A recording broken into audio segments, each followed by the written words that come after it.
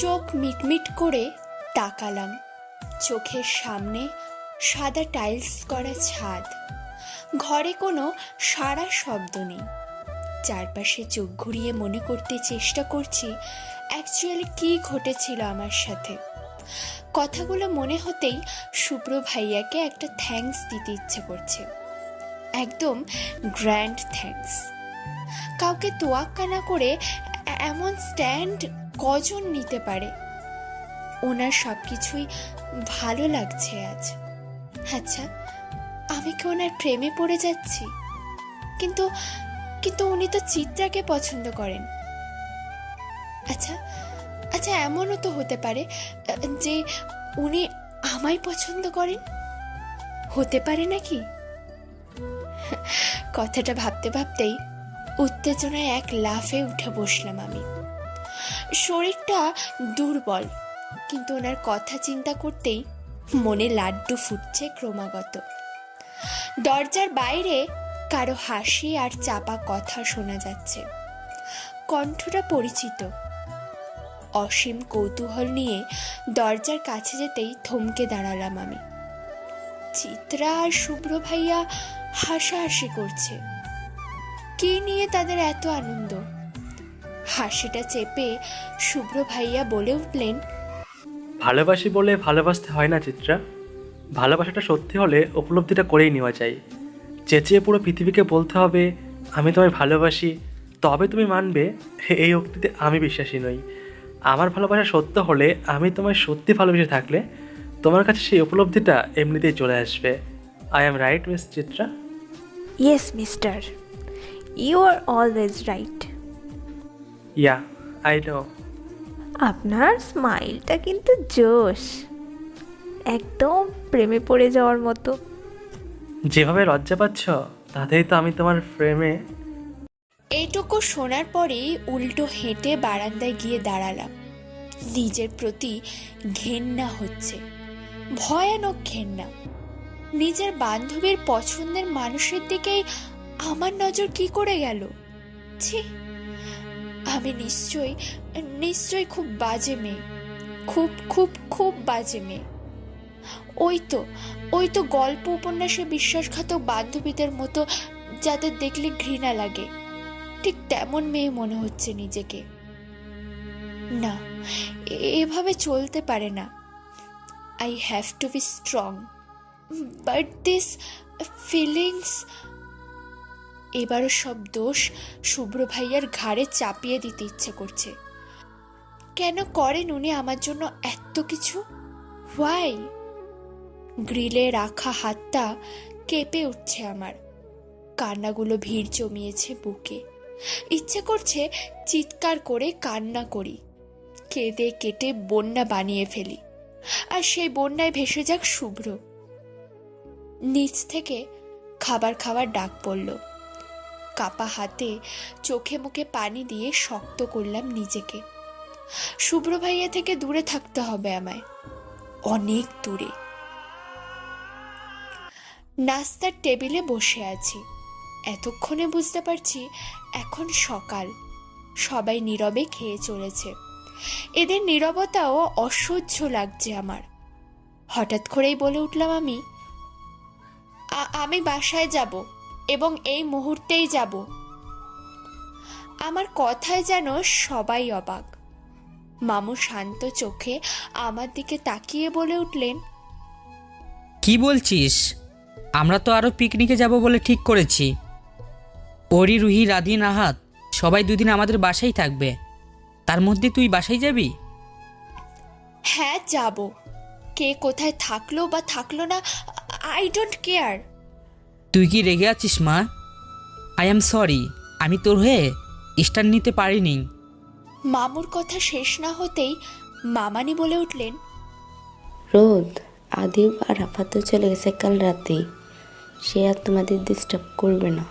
তাহলে বাসায় কেন যেতে চাইছো মা? এমনি যাব। আদিব ভাইয়াদের বলুন চলে আসতে। ওনাদের জন্য আমার কোনো সমস্যা হচ্ছে না, আমি নিজেই নিজের জন্য সমস্যা। So I want to go back. মামু এবার অসহায় দৃষ্টিতে তাকিয়ে বলে উঠলেন, প্লিজ রোদমা, যাস না। মামু প্লিজ, তুমি আমায় রিকোয়েস্ট করো না। তোমার রিকোয়েস্ট আমি ফেলতেও পারবো না, আবার রাখতেও পারবো না। So please stop this and I am going. কথাটা বলেই উঠে দাঁড়ালাম চেয়ার থেকে। খাবার টেবিলে শুভ্র ছিল না, থ্যাংক গড ছিল না, নয়তো যে দম ফুরিয়ে আসতো আমার। এখন ভালোই ভালো এখান থেকে বিদায় হলে বাঁচি। রুমে গিয়ে ফ্রেশ হয়ে ব্যাগ গোছাচ্ছে, তখনই মা রুমে এলো। কোনো রকম বনিতা না করেই বলে উঠল, তুই যেতে পারবি না। সবসময় তোমার কথা শুনতে হবে এমন কোনো কথাই নেই মা। তোর মামু কত আশা করে বলল। মার কথায় কেন জানি রাগ উঠে গেল। তাকে মাঝপথেই থামিয়ে দিয়ে বলে উঠলাম, সবসময় তোমাদের ইচ্ছা আশা ভালো লাগা দিয়ে চলবে না। আমার ভালো লাগা খারাপ লাগা তো তোমাদের চোখে পড়ে না কখনো। এভাবে বড়দের মতো কথা বলছিস কেন? তোর বিহেভিয়ার দিন দিন খারাপ হচ্ছে। বলেছ শেষ? এখন প্লিজ যাও এখান থেকে, বিরক্ত লাগছে। আমি প্রচুর রেগে আছি, এখন উল্টোপাল্টা কিছু বলে দিলে তোমার ভালো লাগবে না। So so please leave. আমি কথা বললেই কি তুই বিরক্ত হোস? মা প্লিজ যাও এখান থেকে, প্লিজ। রাস্তা ধরে হাঁটছি। সকাল প্রায় 10টা। কর্মমুখর মানুষের ব্যস্ততা চারপাশে। এভাবে উদ্দেশ্যহীন হাঁটায় বেশ মজা আছে। ভিড়ের মধ্যে নিজেকে একটু একলা পাওয়া যায়। হাজার মানুষের ভিড়ে কারো দিকে কারো তাকানোর সময় নেই। সবাই যার যার কাজ নিয়ে চিন্তা নিয়ে ব্যস্ত। এত সময় কোথায় তাদের? ব্রিজের উপর দাঁড়িয়ে আছি, নিচে বেগমান পানি। আচ্ছা, এখান থেকে লাফিয়ে পড়লে কি আমি মরে যাব? ইস, জীবন দুবার পাওয়া গেলে আমি অবশ্যই একবার মরে দেখাতাম। মানুষ মরার পর মানুষের কত রিয়াকশন হয়, আমি মারা গেলে সবার কেমন রিয়াকশন হবে জানার খুব ইচ্ছে।